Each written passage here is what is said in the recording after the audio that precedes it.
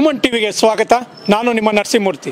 ಈ ದಿನ ನಾವು 4 ದಿನಗಳ ಹಿಂದೆ ಆತ್ಮಹತ್ಯೆ ಮಾಡಿಕೊಂಡಂತಹ ಯಶವಂತ್ ಅವರ ಒಂದು ಮನೆಯ ಬಳಿ ಇದ್ದೀವಿ. ಈ ಒಂದು ಸಾವು ಬಹಳ ಅನುಮಾನಾಸ್ಪದವಾಗಿದೆ. ಒಂದು ಕಡೆ ಇದು ಕೊಲೆಯೋ ಆತ್ಮಹತ್ಯೆಯೋ ಏನು ಅನ್ನೋದು ಸಹ ನಮಗಿನ್ನ ತನಿಖೆಯಿಂದ ತಿಳಿಬೇಕಾಗಿದೆ. ನಾವು ಈ ದಿನ ಅವರಿರುವಂತಹ ವಾಸಿಸ್ತಾ ಇದ್ದಂತಹ ಬಾಪೂಜಿ ನಗರದ ಅವರ ಮನೆಯ ಬಳಿ ಇದ್ದೀವಿ. ನಾವು ನೋಡ್ತಾ ಇದ್ದೀವಿ ಅವರ ಮನೆ ಎಷ್ಟು ಕಡು ಬಡತನದಲ್ಲಿರುವಂತಹ ಒಂದು ಕುಟುಂಬ.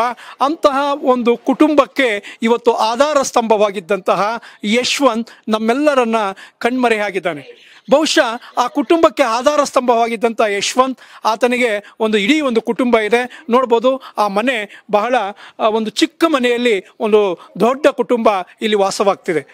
ಬಹುಶಃ ಆ ಒಂದು ಸಾವಿನ ರಹಸ್ಯವೇನು ಅನ್ನೋದನ್ನ ನಿಮ್ಮ ಮುಂದೆ ಇಡುವಂತಹ ಪ್ರಯತ್ನವನ್ನು ಸಹ ನಾನು ಮಾಡ್ತಾ ಇದ್ದೀನಿ. ಕಳೆದ 4 ದಿನಗಳ ಹಿಂದೆ ಚಿಕ್ಕಬಳ್ಳಾಪುರ ನಗರದ ಹೊರವಲಯದ ಮೈಲಪ್ಪನಹಳ್ಳಿ ರಸ್ತೆಯಲ್ಲಿರುವ ಇಂಡಿಯನ್ ಪೆಟ್ರೋಲ್ ಬಂಕ್ನಲ್ಲಿ ಸಾವನ್ನಪ್ಪಿದಂತಹ ಚಿಕ್ಕಬಳ್ಳಾಪುರ ನಗರದ ಬಾಪೂಜಿ ನಗರದ ನಿವಾಸಿಯಾದ ಯಶವಂತ್ ಅವರ ಮನೆಯ ಬಳಿ ನಮ್ಮ ಸುಮನ್ ಟಿವಿ ತಂಡ ಭೇಟಿ ನೀಡಿ ಮಾಹಿತಿ ಸಂಗ್ರಹಿಸಿತು.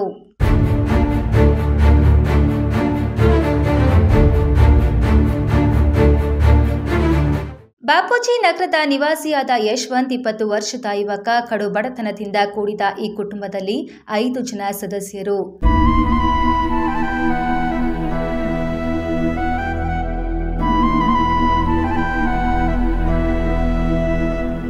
ಅಪ್ಪ, ಅಮ್ಮ, ಅಕ್ಕ, ತಮ್ಮ ಮತ್ತು ಯಶವಂತ್. ಈ ಮನೆಯ ಆಧಾರ ಸ್ತಂಭವೇ ಈ ಹುಡುಗ.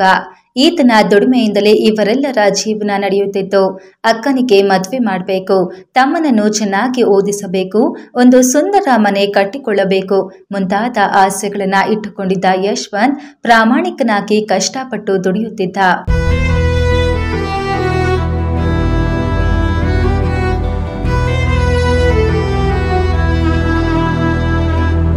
ತಂದೆ ತಾಯಿಗೆ ಧೈರ್ಯ ತುಂಬುತ್ತಾ ಮನೆಗೆ ಆಸರೆಯಾಗಿದ್ದ.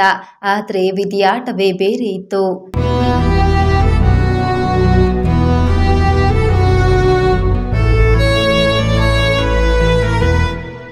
ಯಶವಂತನ ಕನಸುಗಳು ನನಸಾಗಲಿಲ್ಲ. ಬದಲಿಗೆ ಅವನ ಸಾವಾಗಿತ್ತು. ಅವನ ಸಾವು ಹಲವಾರು ಸಂಶಯಗಳಿಗೆ ದಾರಿಯಾಗಿತ್ತು.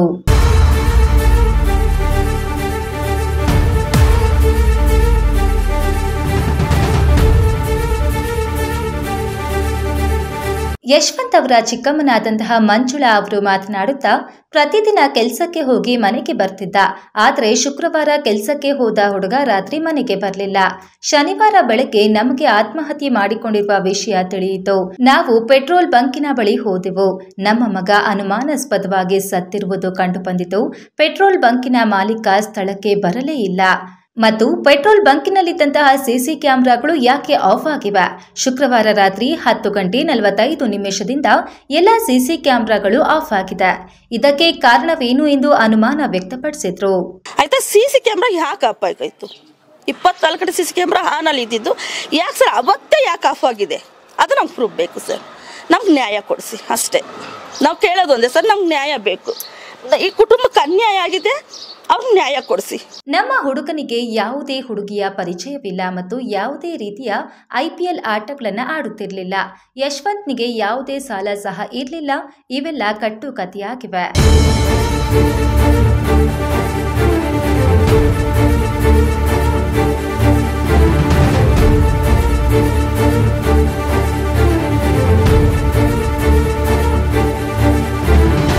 ಪೆಟ್ರೋಲ್ ಬಂಕಿನ ಮಾಲೀಕರಾದಂತಹ ವರುಣ್ ಗೌಡ ಮತ್ತು ಅವರ ತಂದೆ ಶ್ರೀನಿವಾಸ ಗೌಡರೇ ನಮ್ಮ ಮಗುವಿನ ಸಾವಿಗೆ ಕಾರಣ. ನಾವು ಯಶವಂತನ ಹೆಣವನ್ನು ಗಮನಿಸಿದಾಗ ಅವನ ಬಾಯಿಂದ ರಕ್ತ ಸುರಿಯುತ್ತಿತ್ತು ಮತ್ತು ಅವನ ಕಾಲುಗಳು ನೆಲಕ್ಕೆ ತಾಗುತ್ತಿತ್ತು. ನೇಣು ಬಿಗಿದುಕೊಂಡಿದ್ರೆ ಕನಿಷ್ಠ 2 ಅಡಿಯಾದ್ರೂ ಎತ್ತರವಿರಬೇಕಾಗಿತ್ತಲ್ವೇ ಎಂದು ಪ್ರಶ್ನಿಸಿದ್ರು. ರಕ್ತ ಬರ್ತಾ ಇತ್ತು ಸರ್. ಮತ್ತೆ ಈ ಕಡೆ ಎಲ್ಲ ಒಂಥರ ಹಿಸ್ಕಿರೋ ತರ ಬೆಳ್ ತರ ಕಾಣಿಸ್ತು.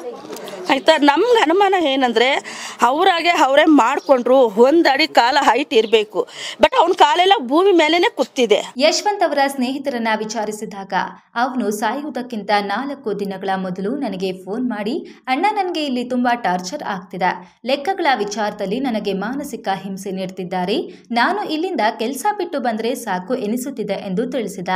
ನಾನು ಅವನಿಗೆ ಸಮಾಧಾನ ಮಾಡಿದೆ. అది ఎంతుందో ఏమో నేను లెక్కలు అక్కడ ఈ చోట్ల కోసం నెమ్మది అయిపోతున్నాను అప్ప. వంకల ఎవరు పైన అదే కదరప్ప, మా అమ్మ తోడు వాళ్ళు పొసేసపోరు నాకు. వాడు టమాటా గడు అదే చెప్తాడు, తమ్ముడు అదే, మదన్ గడు అది, ఎవరు పైన అనా అదే లెక్క ఇదే ఉల్టా వస్తున్నానా అందరూ అదే చెప్తారు. తప్పులే ప్రతి ఒక్కరు ఉండారు, ఇవాడు ఉంటారు తెలుసా మొత్తం.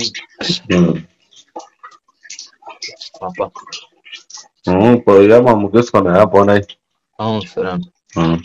ನಮ್ಮ ಓನರ್ ನನಗೆ ತುಂಬಾ ಕಿರುಕುಳ ನೀಡ್ತಿದ್ದಾನೆ ಎಂದು ತಿಳಿಸಿದ. ನಮ್ಮ ಏರಿಯಾದ 3-4 ಜನ ಹುಡುಗರು ಇವನಿಗಿಂತ ಮೊದಲು ಅಲ್ಲಿ ಕೆಲಸ ಮಾಡ್ತಿದ್ರು.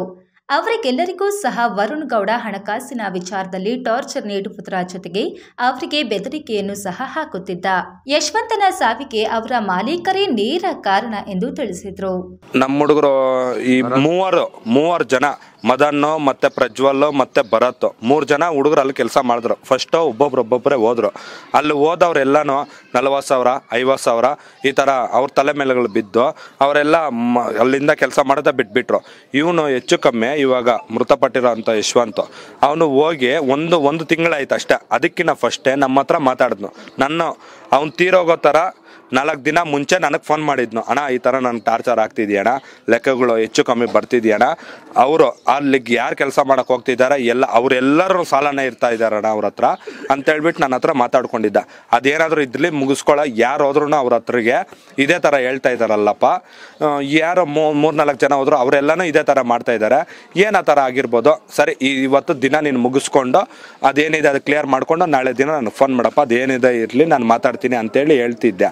ಅವನು first owner, petrol bunk owner ಯಾರಿದಾರೋ ಅವ್ರು ಏನು ಮಾತಾಡ್ತಾ ಇದ್ರು ಅಂದರೆ, ಏನಾದರೂ ಹೆಚ್ಚು ಕಮ್ಮಿ ಇರಲಿ, ಸ್ಯಾಲ್ರಿ 1ನೇ ತಾರೀಕು ಇಲ್ಲ 5ನೇ ತಾರೀಕು ಇಲ್ಲ 8ನೇ ಇಲ್ಲ 9 ಇಲ್ಲ 10 ಯಾವುದೇ ಡೇಟ್ ಇರಲಿ, ಆ ತಾರೀಕು ಸ್ಯಾಲ್ರಿ ಏನಿದೆ ಅದು ಕೊಡಬೇಕಾಗಿದ್ದರೆ ಸ್ಯಾಲ್ರಿ ಕೊಟ್ಬಿಡ್ತಿದ್ದ. ಸ್ಯಾಲ್ರಿ ಕೊಟ್ಟ ಮೇಲೆ ಶಾರ್ಟೇಜ್ ಬರ್ತಾ ಇತ್ತು.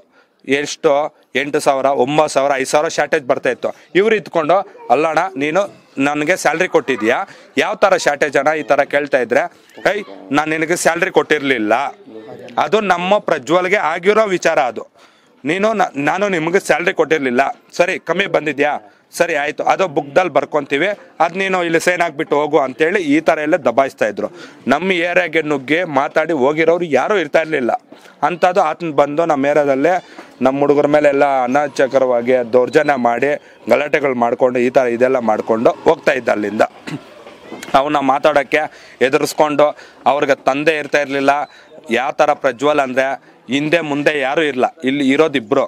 ಅವನು ಸಂಪಾದನೆ ಮಾಡಿದ್ರೆ ಅವ್ರ ಮನೇಲಿ ಅವನು ಯಾವ ಥರ ದೌರ್ಜನ್ಯ ಮಾಡೋಕ್ಕೂ ಇನ್ನೊಂದು ಮಾತಾಡೋಕ್ಕೂ ಯಾರು ಹಿಂದೆ ಮುಂದೆ ಇರ್ತಾಯಿಲ್ಲ, ಭಯಕ್ಕೆ ಸುಮ್ಮನೆ ಆಗೋದ. ಇನ್ನೊಂದು ಭರತ್ ಅಂತೇಳಿ ತಂದೆ ಇಲ್ಲ ತಾಯಿ ಇಲ್ಲ, ಅವ್ನಿಗೆ ಯಾರು ಹಿಂದೆ ಮುಂದೆ ಯಾರೂ ಇರ್ತಾ ಇರಲಿಲ್ಲ. ಆ ವಿಚಾರದಲ್ಲಿ ಅವನು ಮಾತಾಡೋಕ್ಕೂ ಧೈರ್ಯ ಒಪ್ತಾ ಇರಲಿಲ್ಲ. ಅವನಿಗೆ ಮದನ್ ಅನ್ನೋನಿಗೆ ತಂದೆ ಇಲ್ಲ ಯಾರೂ ಇಲ್ಲ, ಮನೆ ಅನ್ನೋದು ಸಮೇತನ ಅವ್ನಿಗೆ ಇರ್ತಾ ಇರಲಿಲ್ಲ. ಅವನು ಹೋಗ್ತಾ ಇರಲಿಲ್ಲ ಮುಂದೆಗೆ, ಅವ್ನು ಎದುರಾಕೊಂಡು ಮುಂದೆಗೆ ಹೋಗ್ತಾ ಇರೋ ರೀತಿನೇ ಇರ್ತಾ ಇರಲಿಲ್ಲ. ಯಶವಂತ್ ಅನ್ನೋನು ಹೋದ, ಈ ಥರ ಮಾಡ್ಕೊಂಡ, ಮಾತಾಡಿದ್ದಾನೆ. ಆತನಿಗೆ ಮನಸ್ತೃಪ್ತಿ ಯಾವುದೂ ಒಪ್ಕೊಂಡಿರಲಿಲ್ಲ. ಆತನಿಗೆ ಯಾವ ತರಹ ಅವನಿಗೆ ಇದು ಯಾವುದೋ ಎಲ್ಲ ಅನ್ಯಾಯ ಪ್ರಕರಣ ಆಗಿದೆ. ಪ್ರತಿ ಹೋದವ್ರೆಲ್ಲರಿಗೂ ಶಾರ್ಟೇಜೇ ಬಂದಿದೆ.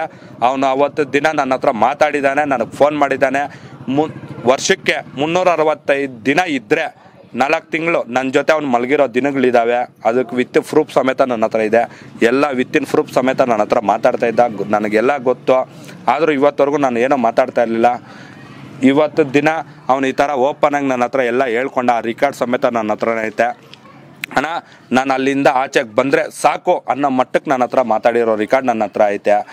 ಎಲ್ಲರೂ ಅವನ ಹತ್ರಕ್ಕೆ ಹೋಗಿರೋರು ಎಲ್ಲರೂ ಸಾಲುಗಳಿದ್ದಾರೆ, ಈ ಥರ ಕುರ್ಕುಲ ಕೊಡ್ತಾ ಇದ್ದಾರೆ ಅಣ್ಣ, ಈ ಥರ ಟಾರ್ಚರ್ ಮಾಡ್ತಾ ಇದ್ದಾರೆ ಅಣ್ಣ, ಎಲ್ಲ ನನ್ನ ಹತ್ರ ಹೇಳ್ಕೊಂಡ್ರೆ ಪ್ರೂಫ್ ಸಮೇತ ನನ್ನ ಹತ್ರ ಇದೆ. ಅವನಷ್ಟಕ್ಕೆ ಅವನು ಸಾಯೋ ಮಟ್ಟಕ್ಕಂತೂ ಯಾವ ಥರ ಇದೂ ಇಲ್ಲ. ಏನೇ ಆಗಲಿ ಸರ್, ನಾನು ಕೋರ್ಕೊಳೋದು ಒಂದೇ, ನಾನು ಅವ್ರ ಅಣ್ಣ ಆಗಿ ನಾನು ಬಯಸೋದು ಒಂದೇ, ಅವನ ಪಾಡ್ಗೆ ಅವ್ನು ಮಾಡ್ಕೊಂಡಿದ್ರೆ ಯಾವ ಥರನೂ ಇದು ನಮ್ಮ ಪ್ರಕಾರ ಯಾವುದು ಇದು ಎಲ್ಲ ಸುಳ್ಳು. ಅವ್ನು ಮಾಡ್ಕೊಳೋ ರೀತಿ ಯಾವುದು ಇಲ್ಲ. ಯಾಕಂದರೆ ಅವ್ನು ಬೆಳೆಯೋದು ಒಂದು ರೀತಿಯ, ಅವನೇನಂತ ಇಡೀ ಪ್ರಪಂಚಕ್ಕೆ ಗೊತ್ತೋ, ಅವನೇನಂತ ಎಲ್ಲರಿಗೂ ಗೊತ್ತಿರೋದೆ. ಅವನ ಪಾಡ್ಗೆ ಅವ್ನು ಏನೂ ಮಾಡ್ಕೊಂಡಿಲ್ಲ. ಬೇರೆಯವರು ಟಾರ್ಚರ್ ಮಾಡಿ ಆ ದುಡ್ಡು ಏನಿದೆ ಅದು ಕಟ್ಕೊಡೋ, ಇಲ್ಲಾಂದ್ರೆ ಬೇರೆ ಥರ ಆಗ್ಬಿಡುತ್ತೆ, ಆ ಥರ ಈ ಥರ ಅವನಿಗೆ ಪ್ರೊಸೀಜರ್ ಫುಲ್ಲು ಅವನಿಗೆ ಟಾರ್ಚರ್ ಮಾಡಿದ್ದಾರೆ. ಅವನು ಪ್ರೆಸರ್ ಇಕ್ಬಿಟ್ಟಿದ್ದಾರೆ. ಏನು ಮಾಡಬೇಕು ಗೊತ್ತಾಗಲ್ಲ ಅನ್ನೋ ರೀತಿಗೆ ಬೆಳಗ್ಗೆ ಆದರೆ ಅವ್ನಿಗೆ ಏನು ಮಾಡ್ತಾನೆ ಏನೋ, ಅದಕ್ಕಿಂತ ಮುಂಚೆ 45,000 ಅವನಿಗೆ ಟಾರ್ಚರ್ ಅವನ ತಲೆ ಮೇಲೆ ಹಾಕ್ಬಿಟ್ಟು ಕಟ್ಕೊಡ್ಲೇಬೇಕು ನೀನು. ಯಶವಂತ್ ಅವರ ತಂದೆ ತಾಯಿ ಮಾತನಾಡುತ್ತಾ, ನಮಗೆ ಆಧಾರ ಸ್ತಂಭವಾಗಿದ್ದ ನನ್ನ ಮಗನನ್ನ ನಾವು ಕಳೆದುಕೊಂಡಿದ್ದೇವೆ. ಇದಕ್ಕೆ ಕಾಣದ ಕೈಗಳು ಕೆಲಸ ಮಾಡಿವೆ. ದಯವಿಟ್ಟು ನಮಗೆ ನ್ಯಾಯ ದೊರಕಿಸಿಕೊಡಿ ಎಂದು ಅಂಗಲಾಚಿದ್ರು. ಈಗ ಅನುಮಾನಾಸ್ಪದವಾಗಿ ಸಾವು ಕಂಡಂತ ಯಶವಂತ್ ಅವರ ತಂದೆಯ ಬಳಿ ನಾವೀಗ ಆ ವಿಷಯವನ್ನ ಕೇಳಿ ತಿಳಿಯೋಣ. ಅಣ್ಣ ನಮಸ್ಕಾರ, ನಿಮ್ಮ ಹೆಸರು? ಮಂಜುನಾಥ್ ಎಲ್ಲು. ಏನಾಯ್ತಣ್ಣ ನಿಮ್ಮ ಮಗನಿಗೆ? ಸರ್, ಪೆಟ್ರೋಲ್ ಬಂಕ್ ಹೋಗ್ತಾ ಇದ್ದ ಬರ್ತಾ ಇದ್ದ. ಅವತ್ತು ರಾತ್ರಿ ಏನು ನಡೀತೆ ಗೊತ್ತಿಲ್ಲ ಘಟನೆ. ಬೆಳಗ್ಗೆ ತಿಳಿದಿದ ತಕ್ಷಣ ಸೀದಾ ಹೋದೆವು ಅಲ್ಲಿ ಪೆಟ್ರೋಲ್ ಬಂಕ್ ಹತ್ರ. ಹೋಗಿದ ತಕ್ಷಣ ಈ ಥರ ಎಲ್ಲ ತೋರಿಸಿದ ತಕ್ಷಣ CC ಫುಟೇಜ್ ಕ್ಲೋಸ್ ಮಾಡಿದ್ರು. ಎಲ್ಲ ಕ್ಲೋಸ್ ಮಾಡಿ ಎತ್ಕೊಂಡು ಬಾಡಿನಲ್ಲಿ ಎತ್ಕೊಂಡು ಬಂದರು. ಪೋಸ್ಟ್ ಮಾರ್ಟಮ್ ರೂಮಲ್ಲಿ ಇಟ್ಟರು. CC ಕ್ಯಾಮ್ರಾನ ಅಲ್ಲಿ ಪೊಲೀಸ್ನವ್ರು ಎತ್ಕೊಂಡೋದ್ರು. ಅದರಲ್ಲಿ ಫುಟೇಜ್ ತೋರಿಸಿದ್ರು. ಅವ್ನು ಮಲಗಿರೋದು, ಆ ಕಡೆ ಈ ಕಡೆ ಎಲ್ಲ ಒದ್ದಾಡಿರೋದು ಅದು ಮಾತ್ರ ರೆಕಾರ್ಡ್ ಐತೆ. ಅದ್ರ ಮೇಲೆ ಕರೆಂಟ್ ಹೋಗಿದೆ ಅಂತ ಹೇಳಿದ್ರು. ಕರೆಂಟ್ ಹೋದ್ರೂ ತಿರ್ಗಿ ಬಂದರೂ ರೆಕಾರ್ಡ್ ಏನು ಒಂಚೂರು ಒಂದು ಸಿಗ್ನಲ್ ಯಾವುದೂ ಇಲ್ಲ. ಬೆಳಗ್ಗೆ ಹೋಗಂಟ ಅವ್ನು ಮಲಗಿರೋದು, ಸ್ವಲ್ಪ ಫೋನ್ ಮಾಡಿರೋದು ಮಾತ್ರ, ಅದು ಮಾತ್ರ ರೆಕಾರ್ಡ್ ಐತೆ. ಮಿಕ್ಕಿದ್ದು ಏನು ರೆಕಾರ್ಡ್ ಆಗಿಲ್ಲ. ಕರೆಂಟ್ ಹೋದ್ರೆ ಆಫೀಸ್ ರೂಮಲ್ಲಿ 24 hours ಆನಲ್ಲೇ ಇರುತ್ತೆ ಅಂತೆ CC ಕ್ಯಾಮ್ರಾ. ಕರೆಂಟ್ ಹೋದ್ರೂ ಆಫೀಸ್ ರೂಮಲ್ಲಿ ಮಾತ್ರ 24 ಇರ್ತಂತೆ. ಅದು ಕೂಡ ರೆಕಾರ್ಡ್ ಆಗಿಲ್ಲ. ಏನು ಅವ್ನು ಮಲಗಿರೋದು ಒದ್ದಾಡಿರೋದು ಮಾತ್ರ ಕಾಣಿಸ್ತಾ ಇದೆ, ಮಿಕ್ಕಿದ್ದೇನು ಕಾಣಿಸ್ತಾ ಇಲ್ಲ ಸರ್. ಹಾಗಾದ್ರೆ ನಿಮ್ಗೆ ಏನು ಅನಿಸ್ತಾ ಇದೆ ಇದ್ರ ಬಗ್ಗೆ? ಇದು ಅನುಮಾನ. ಇನ್ನು ಶವನ್ ಇಟ್ಕೊಂಡು ಅಲ್ಲಿಲ್ಲೆಲ್ಲ ಓಡಾಡಕ್ಕೆ ನಮ್ಗಾಗಲ್ಲ. ಯಾಕಂದ್ರೆ ಪ್ರತಿಯೊಬ್ಬರು ಹೇಳ್ತಾರೆ ಶವನ್ ಇಟ್ಕೊಂಡು ಅಲ್ಲೋಗೋಣ ಇಲ್ಲೋಗೋಣ, ಒದ್ದಾಡೋಕ್ಕಾಗಲ್ಲ. ಅದರಿಂದ ಶವ ಸಂಸ್ಕಾರ ಎಲ್ಲ ಮಾಡಿಬಿಟ್ಟು ನಾವು ದುಃಖದಲ್ಲಿದ್ದೀವಿ. ನಮ್ಗಿರೋದು ಅವನೇ ದಿಕ್ಕು.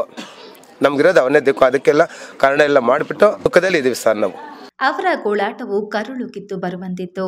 ಬಾಳಿ ಬದುಕಬೇಕಾಗಿದ್ದಂತಹ ಹುಡುಗ ಮಾನಸಿಕವಾಗಿ ನೊಂದು ಆತ್ಮಹತ್ಯೆ ಮಾಡಿಕೊಂಡನೇ ಅಥವಾ ಕೊಲೆಯಾದನೇ ಎಂಬುದು ಪೊಲೀಸರ ತನಿಖೆಯಿಂದ ಮಾತ್ರ ತಿಳಿಯಬೇಕಾಗಿದೆ.